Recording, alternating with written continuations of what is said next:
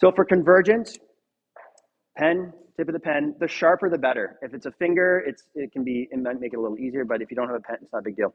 So tip of the pen, ask them to track. Let me know when it becomes double or blurry. Okay, so we're going to measure the distance from here. We're going to do this 3 times. Good. And if we have a concussion, now hold. I'm going to come into here, looking, good. Okay, so if there's a visual problem, if there's something going on with convergence or the cranial nerve 3, the distance gets worse, especially with post-concussion. So they get into here, yeah, I don't like that. And all of a sudden that convergence starts to fatigue very quickly and their inability to hold that gaze. And then having them hold that, we're looking to see, can we create a little bit of fatigue? Does one eye start to drift? Okay, the side that typically drifts is typically the opposite side. Okay, so if we have our left eye drifting away because it crosses red nucleus, the visual system, it typically is on the opposite side, but not always. Okay, so we're just making note of what we see for drifting. Okay, then what we want is you're going to pop the thumbs up. So we're going to look at saccades. Oh, sorry, we're going to do smooth pursuits. So we're always going through testing that will have the least amount of impact on the systems. So we're going from the least provocative down to the most provocative. So we're going in the visual system. So just track, no, just the eyes, and hold. Okay, so we're going up into the corners and down, and we're looking at gaze stabilization. Again, is there any drift going on? Sorry, I'll bring that down a little bit. And yeah, don't go too far past their visual field. And when we're doing this, we're looking at zones of the cerebellum. So left, upper left, down right is the left cerebellum. Right, upper right, down left is right cerebellum. Okay, so doesn't matter what order. No, we're just looking to see when we hit those spots. Are you struggling up here and down here? Then we know it's going to be more of a right cerebellar issue. Okay. Next, we'll look at saccades. So just shoulder width. We'll take thumbs. And I want you to just flick the eyes left to right as fast as you can. And you'll need to stand in front of the client to see if they stall or stutter or overshoot on one target. And if there's an issue with this, you might see one eye start to get a little tired. Okay. So all of a sudden, and that looks pretty good. And then we'll do vertical. So up and down, right there, and go.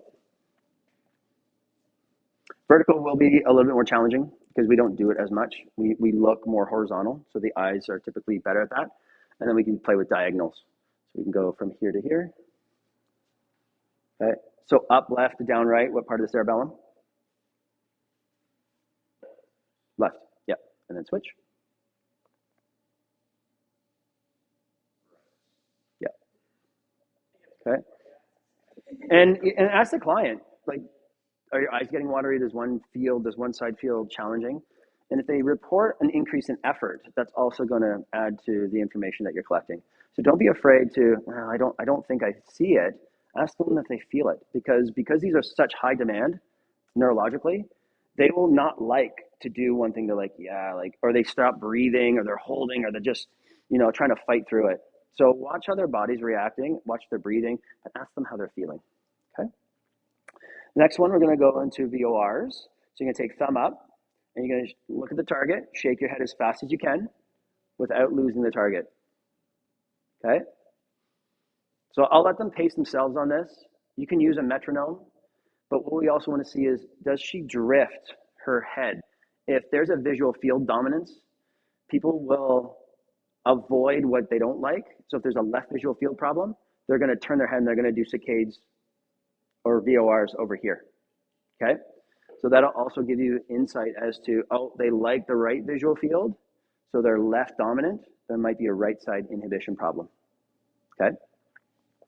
And then VOR cancellations. So you're taking the thumb, just stay focused on the thumb. You're going to turn your whole body left to right or center 3 to 5 times. And you're looking to see, are their eyes skipping off the target? Okay, if there's a VOR cancellation issue, the eyes aren't going to be able to keep up with the body, and you'll see this catch up. Okay, and then do the left side, left arm up, spin, spin. Good. And also they might not like it. Do this one last before you get into the vestibular testing because we're spinning, okay? So we start to incorporate with that VOR cancellation. We're now starting to, and the VORs, we're starting to spin the head, the inner ear, and the neck. So we don't know at that point still, is it a visual problem or is it more vestibular, or it could be cervical? Because if there's an upper cervical problem, it will set stuff off too, okay? So everyone play with those tests, okay? Keep the same partners, and then if you're writing down and taking notes, see how they're stacking up and see what kind of picture we're building based on those previous tests we did with the cerebellum, okay? Because they all intertwine.